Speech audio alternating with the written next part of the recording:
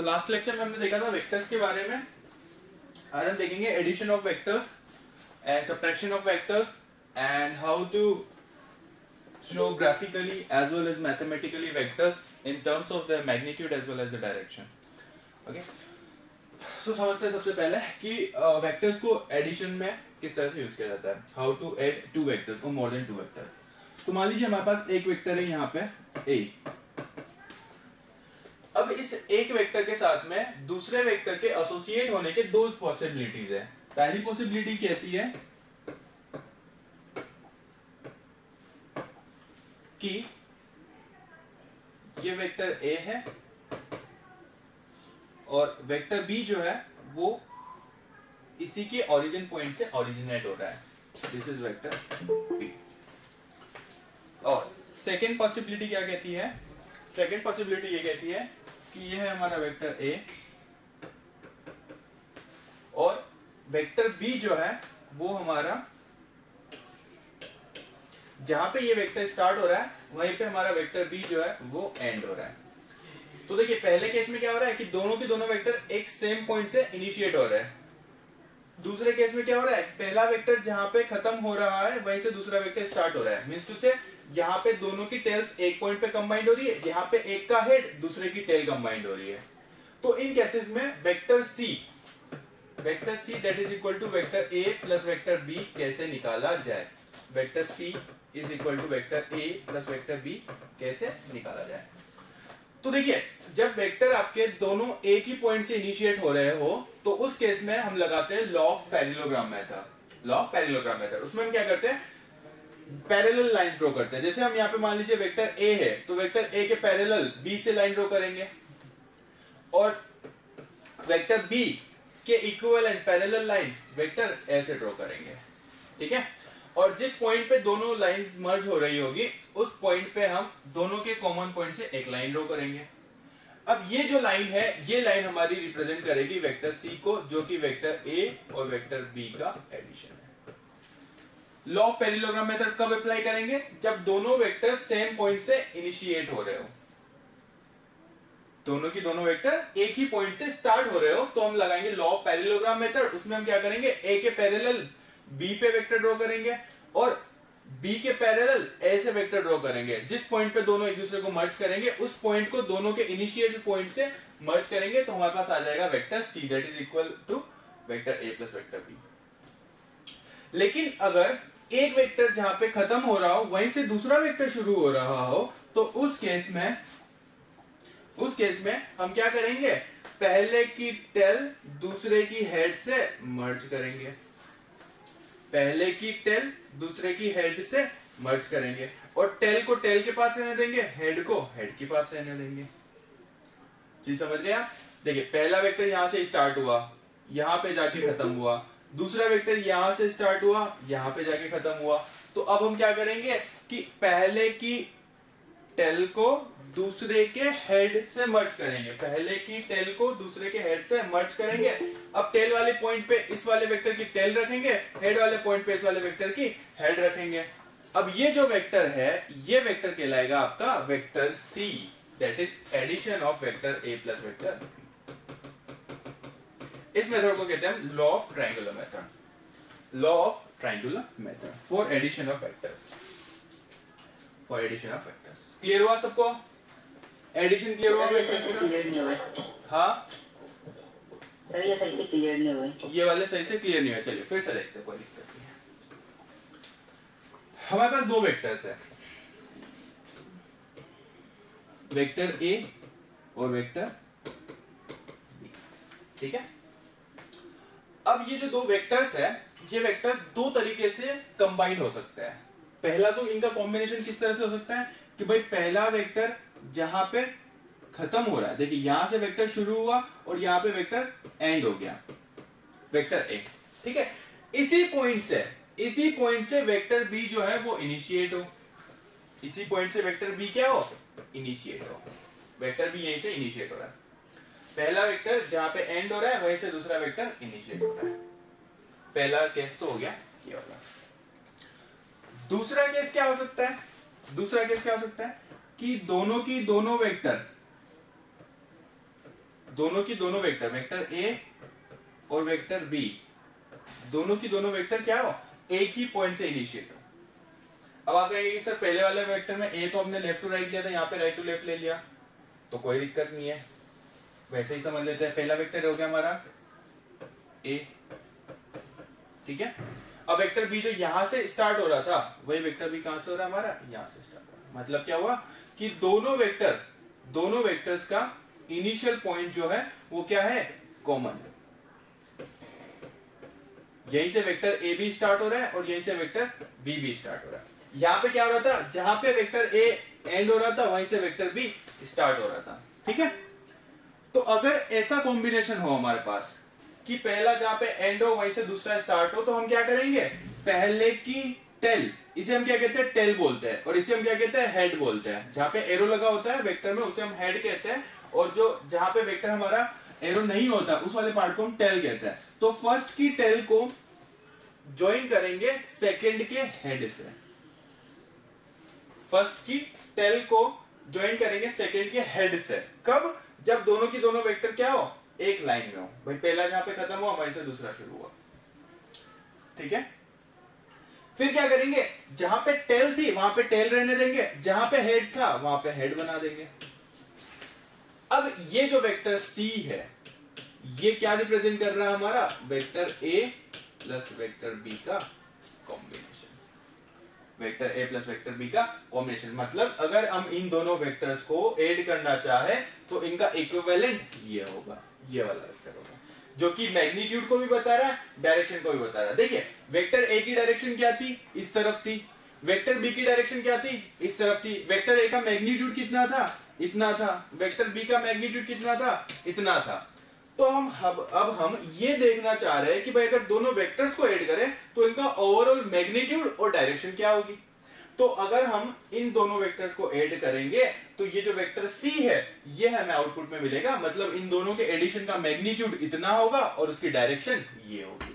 भाई ए इधर जा रहा था, बी इधर जा रहा था, लेकिन इन दोनों को जब हम ऐड करेंगे तो इसकी डायरेक्शन इस तरफ होगी। क्लियर हुआ कंसेप्ट? Yes sir. बढ़े आगे, सेकेंड कॉम्बिनेशन देखें। क्लियर है सबको? Yes sir. चलिए सेकेंड कॉम्बिनेशन देखते हैं। सेकेंड कॉम्बिनेशन क्या बता रहा है हमें कि दोनों की दोनों जो वेक्टर्स है वो सेम पॉइंट से स्टार्ट हो रहा है। भाई यहाँ पे देखिए इसका टेल है, मतलब ये शुरू कहां से हुआ, यहां से शुरू हुआ, इस तरफ आगे बढ़ा। ये वाला वेक्टर भी यहां से शुरू हुआ और यहां तक आगे बढ़ा, ठीक है। अब क्या करेंगे अब हम करेंगे कि भाई यहाँ पे तो हमारा एक टेल था एक हेड था, तो हमने दोनों को मर्ज कर दिया। अब यहाँ पे दोनों के हेड भी अलग अलग है और दोनों की टेल जो है वो कॉमन है। तो इस केस में हम क्या करेंगे, ए जहां पे खत्म हो रहा है, यहाँ पे देखिए ए यहाँ पे एंड अप हो रहा है, तो यहां से बी के पैरेलल लाइन ड्रॉ करेंगे। बी ये वाला वेक्टर है तो बी के पैरेलल ए से लाइन ड्रॉ करेंगे, ठीक है। बी के पैरेलल ए से लाइन ड्रॉ करेंगे और ए के पैरेलल बी से लाइन ड्रॉ करेंगे।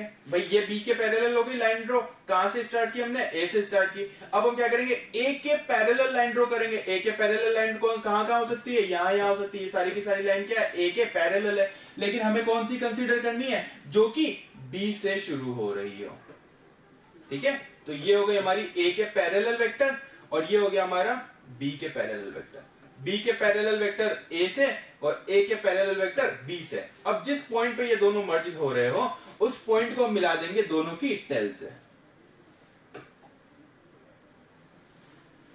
उस पॉइंट को मिला देंगे दोनों की टेल से। अब टेल वाले पॉइंट पे टेल रखेंगे और सेकेंड वाला जो पॉइंट जहां पे ये दोनों इंटरसेक्ट हो रहे थे वहां पे हेड बना देंगे। तो अब इस केस का आउटपुट मतलब वेक्टर बी वेक्टर ए का आउटपुट आएगा हमारा वेक्टर सी। मतलब अगर कोई वेक्टर ए इस तरफ जा रहा है, वेक्टर बी इस तरफ जा रहा है, तो उन दोनों का एडिशन जो है वो कुछ इस तरीके से होगा। ये होगा मैग्नीट्यूड और ये होगी डायरेक्शन। क्लियर हुआ कंसेप्ट? सर मैग्नेटिक क्या होता है? मैग्नेटिक या मैग्नीट्यूड? मैग्नीट्यूड। मैग्नीट्यूड, देखिए मैग्नीट्यूड का मतलब क्या है, जब भी हम किसी क्वांटिटी को रिप्रेजेंट करते हैं तो हमें अगर स्केलर क्वांटिटी है तो दो चीजों की रिक्वायरमेंट होगी, अगर वेक्टर क्वांटिटी है तो तीन चीजों की रिक्वायरमेंट होगी। फॉर एग्जांपल अगर स्केलर क्वांटिटी है स्केलर क्वांटिटी के एग्जांपल्स कौन कौन से होते हैं हमारे क्लास में डिस्कस किया था हमने? डिस्टेंस, डिस्टेंस, वेरी गुड, और स्पीड, स्पीड, वेरी गुड, और वेट, है ना, मास, ये सारी चीजें क्या हमारी स्केलर क्वांटिटीज है। लेंथ, तो हाँ, लेंथ, लेंथ मतलब कि डिस्टेंस है, एक ही बात है। तो जब भी हम डिस्टेंस को रिप्रेजेंट करते हैं, फॉर एग्जांपल 10 सेंटीमीटर, तो यहां पे हमें केवल दो चीजों की रिक्वायरमेंट है। एक तो उसकी क्वांटिटी, कितना अमाउंट है, ये होता है हमारा मैग्नीट्यूड, और दूसरा हमारा यूनिट। ये समझ रहे आप? एक तो हो गया हमारा क्वांटिटी की कितना सेंटीमीटर, लेंथ कितनी, लेंथ कितनी, लेंथ तो 10। अब यूनिट कितनी, सेंटीमीटर में है, मीटर में है, या किलोमीटर में है। तो ये दो चीजें मिलकर के क्या बता रही है हमें, किसी स्केलर क्वांटिटी का मेजरमेंट बता रही है कि भाई वो स्केलर क्वांटिटी, हम किसकी बात कर रहे हैं, लेंथ की बात कर रहे हैं। तो उसकी लेंथ कितनी है, 10 सेंटीमीटर। तो यहां पे ये जो 10 है, ये 10 क्या है, मैग्नीट्यूड है। उसका मैग्नीट्यूड कितना है? फॉर एग्जाम्पल 2 पर्सन है हमारे,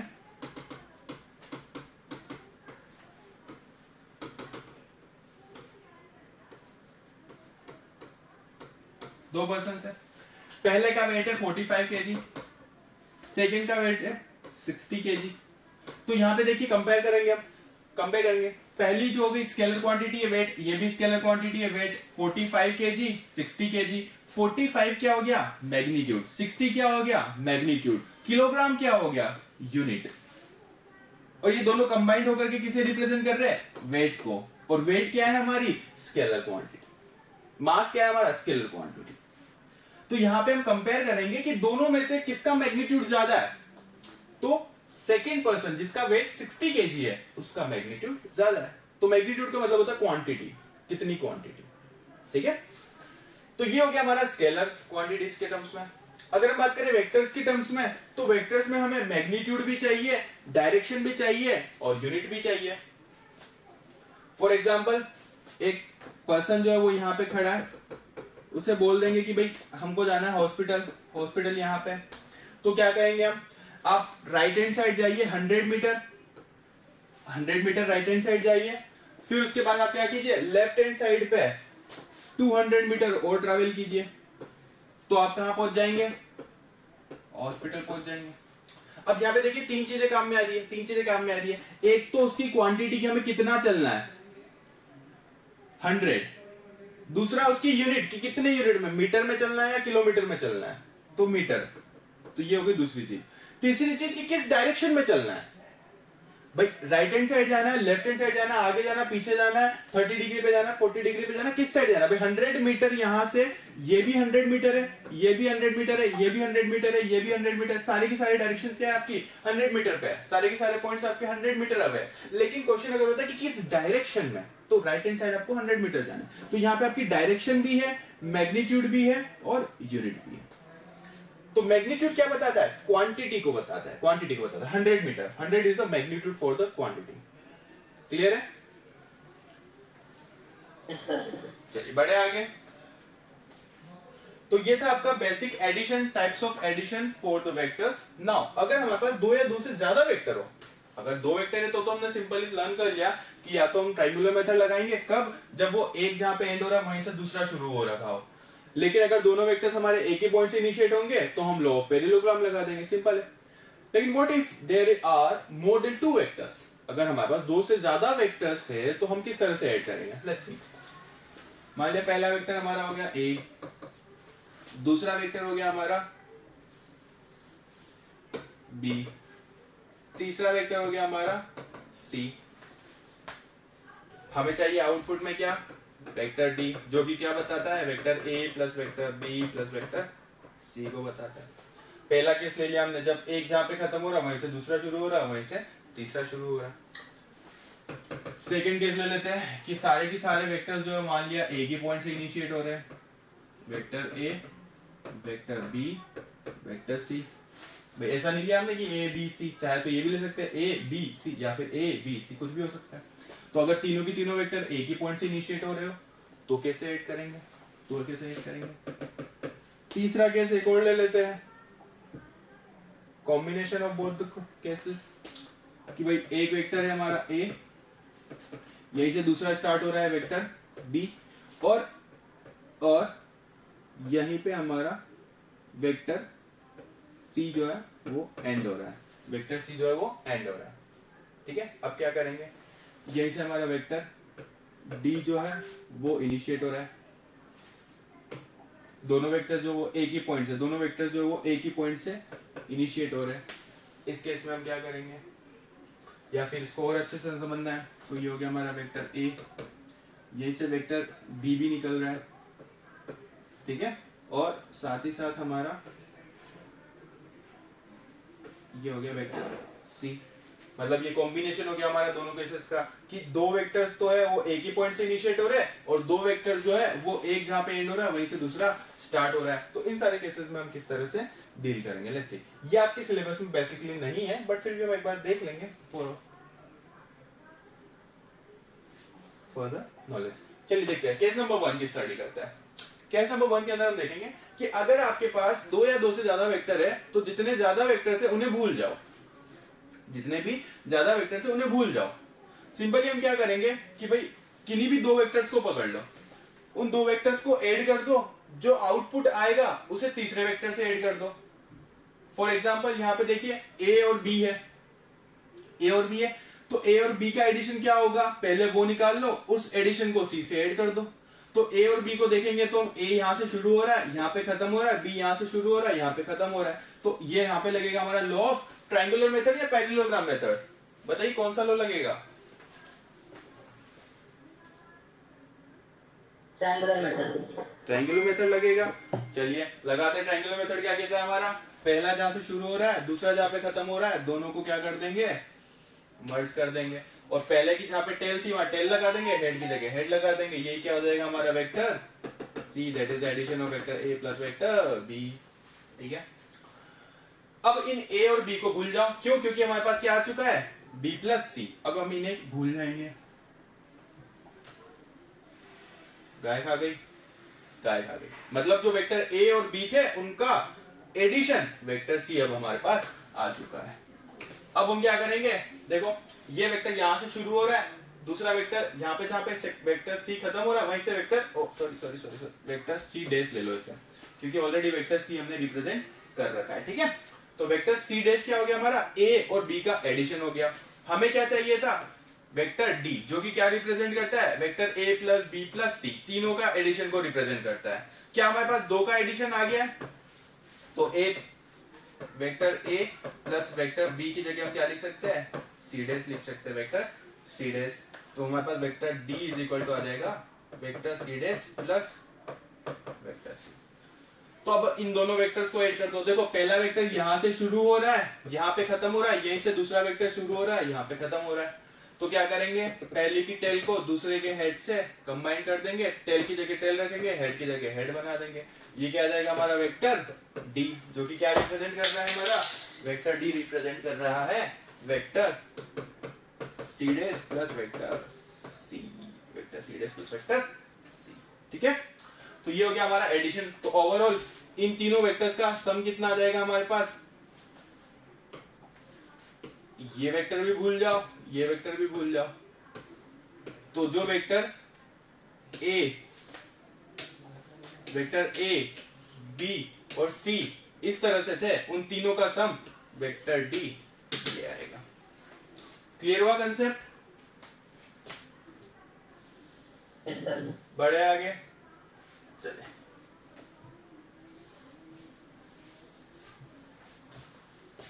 सेकेंड केस की स्टडी करते हैं। सेकेंड केस की स्टडी करते हैं। What if all the three vectors start from the same point? What if all the three vectors start from the same point? सोचो क्या करेंगे,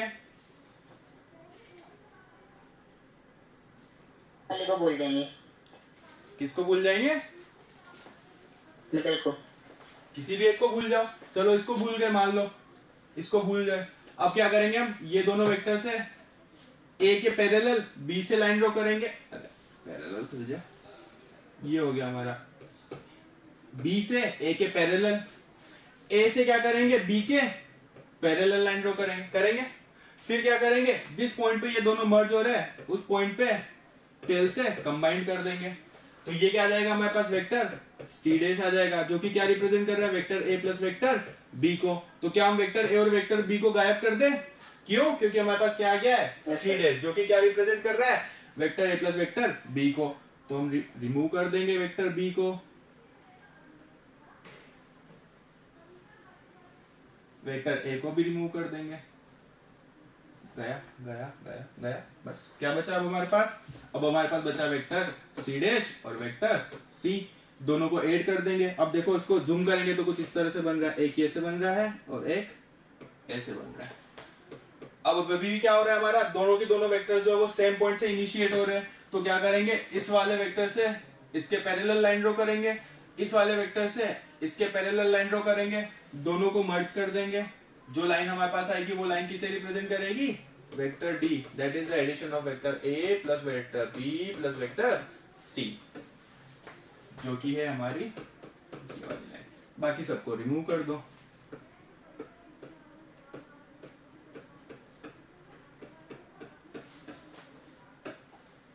ये आ गया वेक्टर डी। क्लियर है सबको? Yes sir. मल्टीपल वेक्टर्स का कॉम्बिनेशन का एडिशन सबको क्लियर है?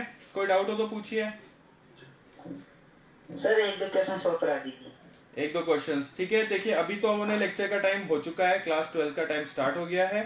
तो मैं आपको होमवर्क में देता हूं, आप ट्राई कीजिएगा। नहीं आता है तो अपन अगली क्लास में इनको डिस्कस करेंगे, ठीक है। एक बार आप ट्राई कीजिएगा, नहीं तो फिर अपन डिस्कस करते हैं। वेक्टर ए नोट डाउन कर लीजिए, vector B, vector C. Questions note down कर लीजिए। क्वेश्चन नंबर 1, क्वेश्चन नंबर 2,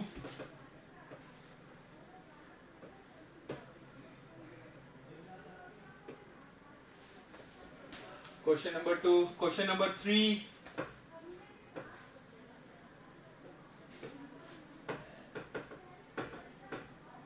ये 3 क्वेश्चन सॉल्व कीजिएगा, कंसेप्ट क्लियर होंगे। अगले लेक्चर्स में हम इन्हें सॉल्व करेंगे क्लास में, ठीक है।